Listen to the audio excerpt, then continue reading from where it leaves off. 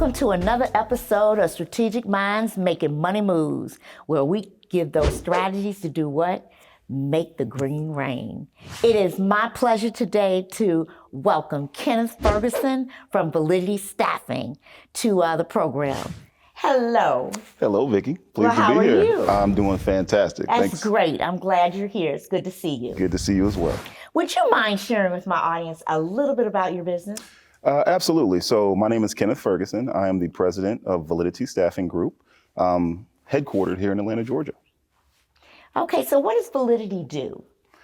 Yes, so Validity specializes in IT and digital marketing recruitment across multiple industries. We've got over 20 years of experience and a very deep and broad network of candidates that we pull from, specifically supporting in the diversity and underprivileged areas as well. Awesome, fantastic. So share with us what you would like to discuss today.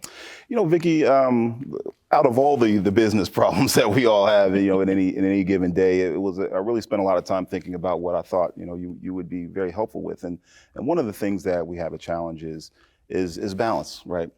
Balancing between growing the business and being capitalists and going after those dollars, which we definitely need to continue to do that. But also taking some of that away and giving back to the community and helping serve people that may not have had the same access and the same benefits that we may have had. So we've got a real heart for supporting underprivileged areas, specifically with women and children, and helping build those folks up so they really have an opportunity to be successful and grow in life as well. Well, I think that's a great aspiration. And I think it's really, I take a lot of the fact that you as a business want to give back as being something very precious and valuable to even all the customers that you serve. Absolutely. Right? Because there's always a place, in a lot of companies where we talk about philanthropy, we talk about what they believe in and what's their mission, et cetera.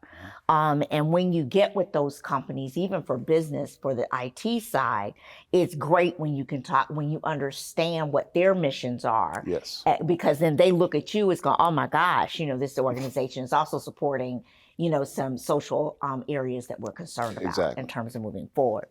So as we talk about balance, and balance is a very personal thing by every single organization.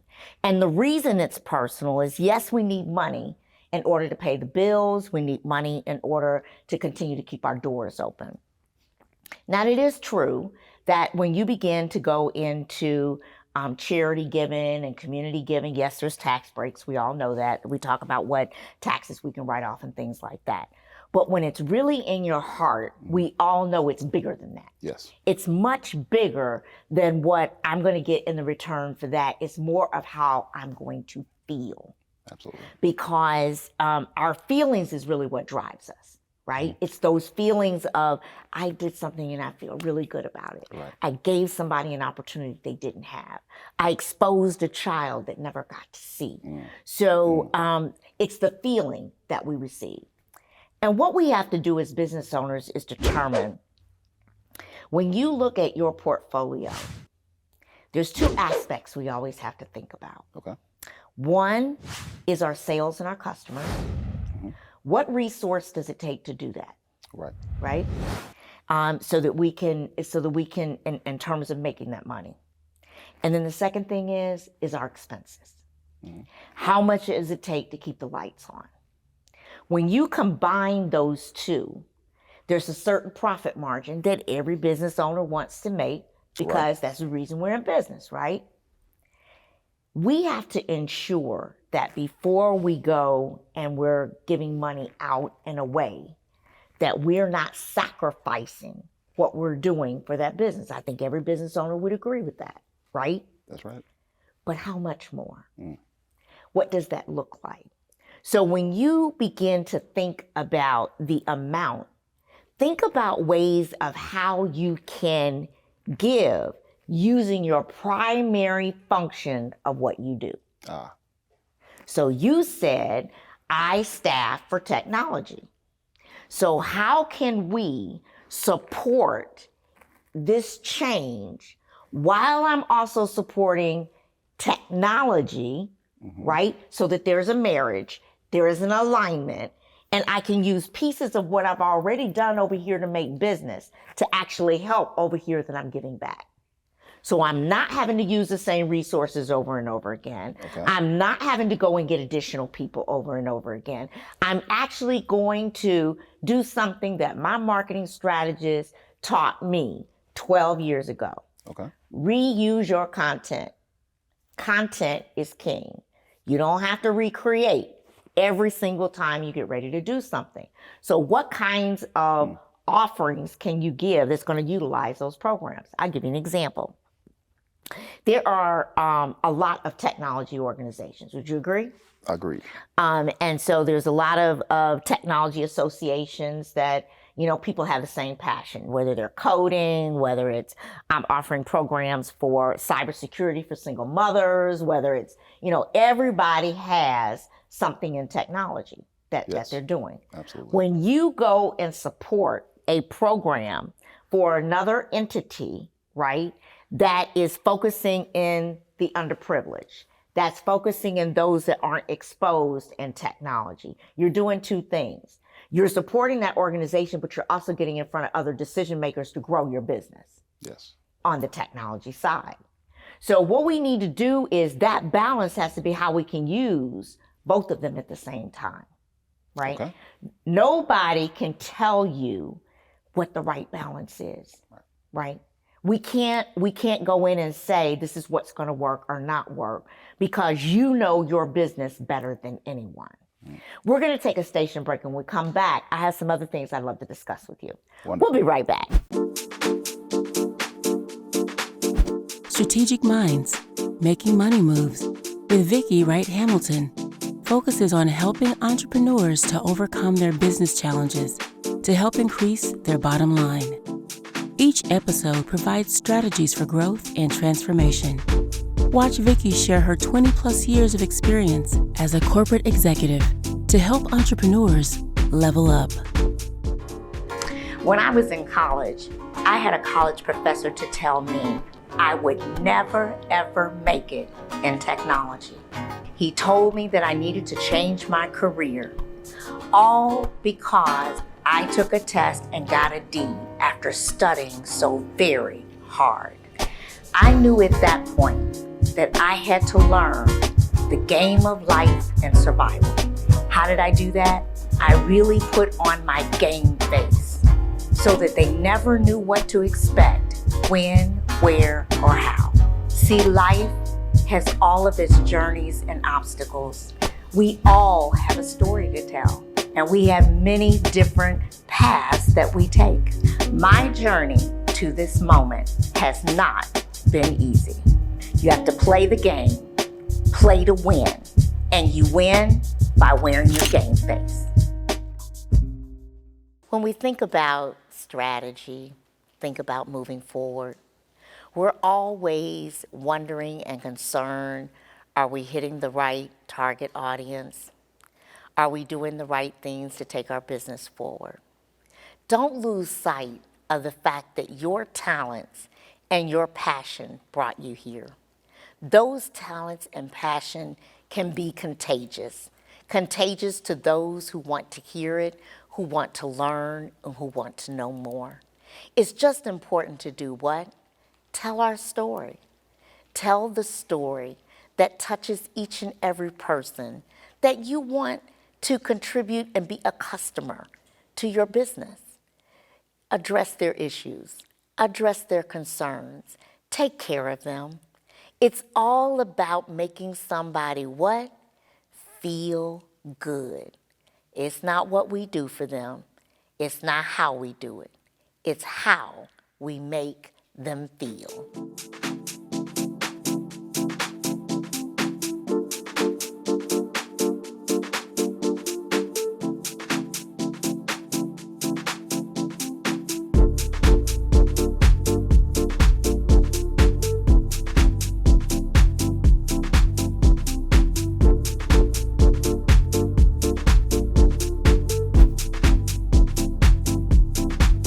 Welcome back. So some of the things that you have contributed to today, and as far as social change, what's one or two of the things that you're the most proud of? You know, that's a great question, because I have a really big heart for this type of work. And one of the reasons why I started Validity in the first place was to have the platform to be able to do that without necessarily having to go through some of the bureaucracy that may be involved with it in a corporate environment. So, you know, some of the things that I've been most proud of is kind of to your earlier point.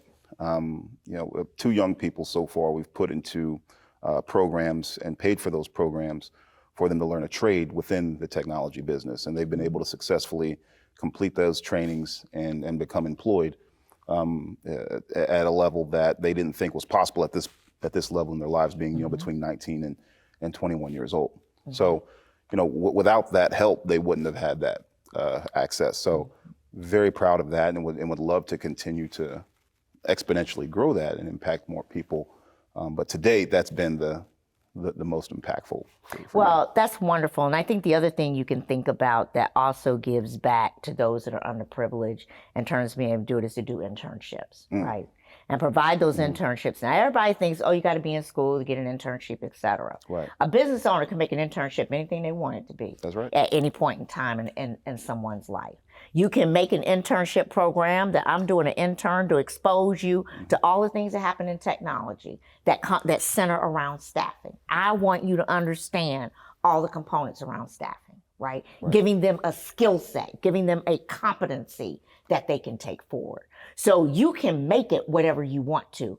Don't feel like you have to fit within this box that says this is what it has to be. So I got to wait till you're 18 to do it. Right. I got to wait till you're 21 to do it, right? We can do exposure programs when they're young to get them acclimated and understanding and bringing things to that community.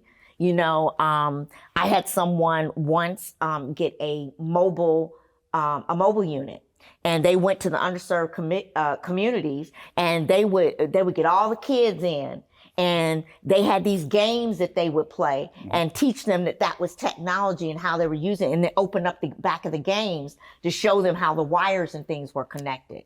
They ended up creating electrical engineers out of that, right? So there's all kinds of ways that you can do it, but that was their intern program that they did, and they visited so many communities to be able to do it. So I think you can really think outside of the box, you know, as you begin to think about that. And last but not least, if you are very passionate about doing this, there is one thing that you can always do. And that's to create a nonprofit. Because your nonprofit arm, you'll be raising money for. Okay? Okay. And then you can get some help with what you're doing. Okay. Now, there's a lot of considerations around all of that, but something you should think about, right? Okay. That you can think about, I'm so passionate about this that I want to have an arm of my organization do nothing but that. Wow. Okay? But there's a process you need to go through in developing it. There's a process you need to go through in terms of, you know, getting one set up. But, you know, I was reading, there's lots of organizations out there that started their foundations out of that, wanting to go. You know, our big major corporations starting foundations because they wanted to be able to give back and to move forward. And you're a company too, you can do the same. Right. Right. And it's about defining what it is, how you want to go, and that kind of thing. So keep that in mind as something that you may want to consider if it's so much of what you want to do. No, that's a great point. I hadn't considered actually building out a nonprofit as a function. So thank you for that tip. Yeah, and I think that, you know, where you're working, you can go to those areas to actually, you know, get helping and funding, as long as where you're doing the staffing, there it lines. Right. You know, every organization has their own mission and what they want to do. And of course, we have to align, you know, our nonprofits of what we're doing to that mission, because everybody's not going to support everything. Right. You know, I remember when I worked for one of the largest entertainment companies here, and it was, if you weren't dealing with entertainment or film or production, or the arts, they weren't interested. Okay. It was one of those, and that was it. Right. Regardless of the fact that we had technology groups, regardless of the fact, but that was their mission. That's what they put their money aside for. And that's what I'm suggesting, that as you think about this, determine what's the most important of what you want to do and focus on that area. Don't try to be all things to all people, but focus on that area, because there are thousands and thousands of 501c3s out there. Right. And what's going to make you distinguish from someone else? And it's really about that alignment. Okay. Right. Okay. So just think about that as you begin to peel back that onion, in terms of moving forward, in terms of what you want to do, and making it happen. The other thing that I will say is that when you look at balance, one of the things that I always say from the business side, as I spoke about a little bit earlier, as you're creating that portfolio of your business, and look at the components where you make your most money from. Okay. Is it certain industries? Is it certain areas? Like technology is this big? Right. Is it cyber? Is it this? Is it that? What area within technology is it? Because what that analysis will do will allow you to see where the analytics will actually give you where your biggest wins are within your organization. Okay. Right? And those are the kinds of companies that you do the most business with. And doing the most business with those organizations, those are the ones that you're going to have direct alignment to. Okay. Right? That's going to be easiest for you. And then as you want to, it also helps with your strategy as you're thinking about expansion on the business side. As you think about expansion on the business, if I'm so focused in these areas, and what happens if something happens in the market and something happens to that industry? Have I diversified my portfolio enough that I have other industries I can go to? Right. So now I want to focus on technology in these industries, because I know that those are industries that are booming and growing and developing and moving forward, et cetera. So you just want to make sure that you can use those things as your strategy of growing your organization, but never lose sight of where you are. Okay. Right? So you can still make the money, but you can always elevate to get to the next level too. Absolutely. As we move forward. We're going to take a station break. And when we come back, we're going to see if we have a question or a comment from the audience. Strategic Minds, Making Money Moves with Vicki Wright Hamilton focuses on helping entrepreneurs to overcome their business challenges to help increase their bottom line. Each episode provides strategies for growth and transformation. Watch Vicki share her 20-plus years of experience as a corporate executive to help entrepreneurs level up. When I was in college, I had a college professor to tell me I would never, ever make it in technology. He told me that I needed to change my career, all because I took a test and got a D after studying so very hard. I knew at that point that I had to learn the game of life and survival. How did I do that?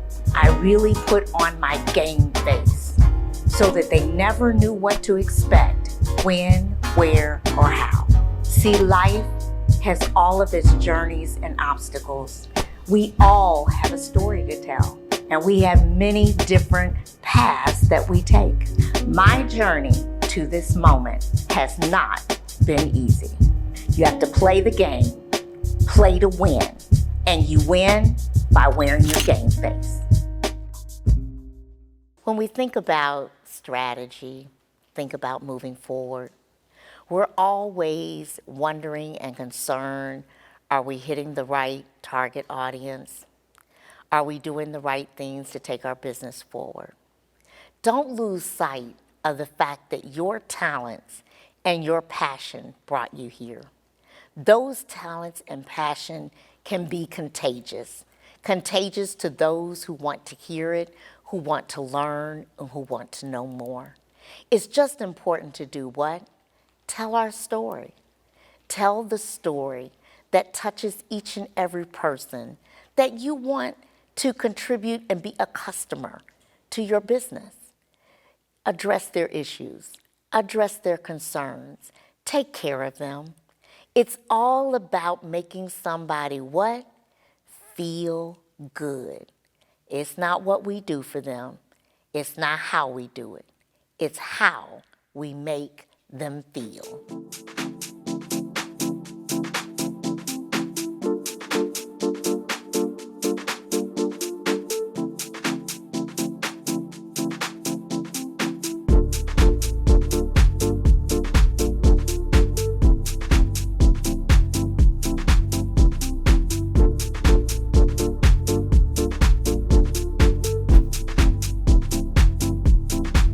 Welcome back. I hope you're finding this conversation very interesting. And I think the thing that I love the most about it is to see people that are not just about the money, they also have a heart.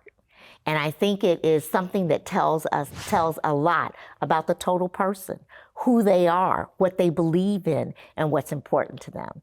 So hopefully you're picking up a few things. Let's see if we have a question or a comment from the audience. Hi, I'm Missy Pitcher, President and CEO of BDM Squared Limited Liability Corporation. I was wondering how you got into technology and why this project is a passion project for you. Thanks, Missy. How I got into technology is a really long story. To keep it in the elevator pitch, I was raised by a single mother, and our way of building a life was technology. If it wouldn't have been for that, I don't know where I would be today. So I'm very grateful for that, and I see it as a vehicle that is easily accessible, comparatively speaking, and to Vicky's earlier point, it's so broad that there's lots of entry points. So to try to facilitate younger people, even going into younger ages even, which was a great point that I need to focus on, gives them access to a sustainable life for themselves and their family. So the reason why I'm so passionate about it is just that. It helped me personally and my family get out of a situation that was not ideal, and has continued to do so all the way up to date. So would like to just continue to expand that and show more people that pathway that may not have access to the information. Do you have another question? I did have one more question. Can you tell me about just some of the goals of the program? It sounds like a wonderful way to give back to the community. Some of the goals, who your targets are, and some of the numbers of just kind of the numbers of people that you're looking to touch. Well, that's something that even this conversation today is helping to unfold. The goal is to support underprivileged or disadvantaged people, men and women, as much as possible. Of course, there's a balance, which we've been discussing today, of you have to keep the business going in order to support that, and I've got some great tips on how to do that. But the ultimate goal is to expand it as large as possible. Today we partner with a couple of programs here in the local area. They're doing wonderful things on their own, so we support those, which are helping thousands and thousands of people. So we love to be involved with other programs as well. But in terms of what we can do and touch and feel ourselves, the numbers are still low, but we're looking to grow that. And this conversation is one of the things that is really giving me some more of that roadmap in terms of how we can scale and make it sustainable and help as many people as we possibly can. Thank you for your question. Let me ask you a question, Kenneth. Now, I know that you do a lot with women in technology. Yes. And that they have a single mothers program, right? Wonderful, yes. And that you're very passionate about that program because your mother was a single mother. Yes, indeed. Right? Yes. Guess what? Those single mothers have children. Yes, ma'am. Those are the children you can touch.